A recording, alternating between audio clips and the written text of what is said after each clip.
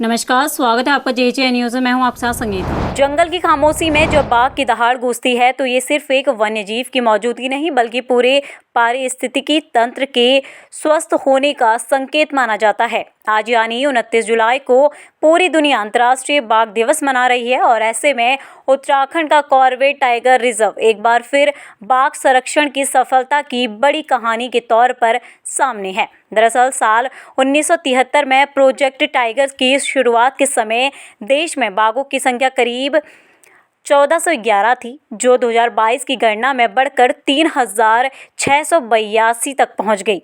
तो वहीं कॉर्बेट में भी बाघों की संख्या लगातार बढ़ती है। 2022 की गणना में यहां 260 से अधिक बाघ दर्ज किए गए, जबकि कॉर्बेट और आसपास के लैंडस्केप को मिलाकर ये संख्या 300 से ज़्यादा मानी जाती है। बाघों की बढ़ती संख्या ने जहां संरक्षण की सफलता को साबित किया है, तो वहीं इसका सीधा असर कॉर्बेट के पर्यटन और स्थानीय रोजगार पर भी पड़ रहा है।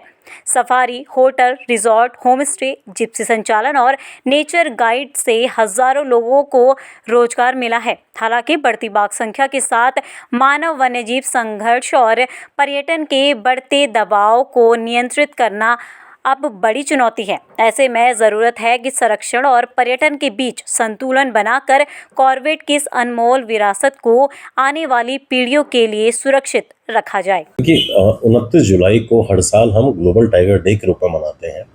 ये एक दिन ऐसा है जिस दिन जो भी बाघ संरक्षण में हमारे द्वारा कार्रवाई की जा रही है, देश के द्वारा, राज्य के द्वारा, वन विभाग के द्वारा, उसके बारे में एक स्टॉक टेकिंग टाइप की हो जाती है। साथ में पब्लिक में भी इसका अवेयरनेस फैलाने का एक बहुत अच्छा माध्यम इस दिन को मिलता है। इस दिन हम ये भी देखते हैं कि हम कहाँ तक पहुँचे हैं और क्या चीज़ें करने की ज़रूरत है, किस तरह के चैलेंजेस हमारे सामने आ रहे हैं, जो हमने कार्रवाई की है वो कितनी प्रभावी है। तो ये सारी चीज़ें करने के लिए हम ग्लोबल टाइगर डे को का दिन जो है वो बहुत महत्वपूर्ण हो जाता है। अगर मैं पूरे भारत की बात करूँ तो आज भारत में लगभग 70% जो वाइल्ड टाइगर्स की जो जनसंख्या है वो भारत में है। भारत में भी जो कॉर्बेट टाइगर रिजर्व है वो अपने आप में एक अलग ही स्थान रखता है। ये पहला टाइगर रिजर्व है, यहीं से प्रोजेक्ट टाइगर की शुरुआत हुई। ये पहला नेशनल पार्क है जिसने इस साल 90 साल भी पूरे किए हैं।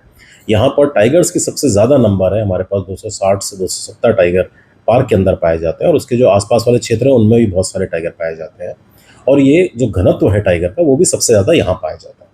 अगर इस ड्यूरेशन में बात करूँ तो बहुत सारे चेंजेस यहाँ पर आए हैं, जैसे कि पर्यटन में बहुत अच्छा एक बढ़ोतरी हुई है, जिसके कारण बहुत सारे रिजॉर्ट्स यहाँ पर नए खुले हैं। जो हमारे लोकल ग्रामीण हैं जो कि एज नेचुरलिस्ट या बाकी जो कार्य कर रहे हैं उनको रोज़गार भी यहाँ पर घर बैठे ही मिला है और बहुत अच्छी रेवेन्यू जो है वो पूरा क्षेत्र जनरेट करता है, पूरे स्टेट के लिए, पूरे देश के लिए।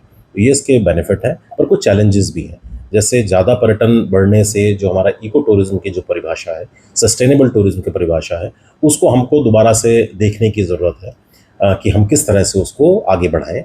कूड़ा प्रबंधन जो है वो बहुत बड़ी समस्या के रूप में पूरे क्षेत्र में बढ़ा है।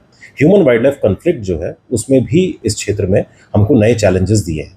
हमारे द्वारा लगातार इन सब चीज़ों को कंट्रोल करने का, इन सब चीज़ों को मिटिगेट करने के हमारे प्रयास किए जाते रहे हैं।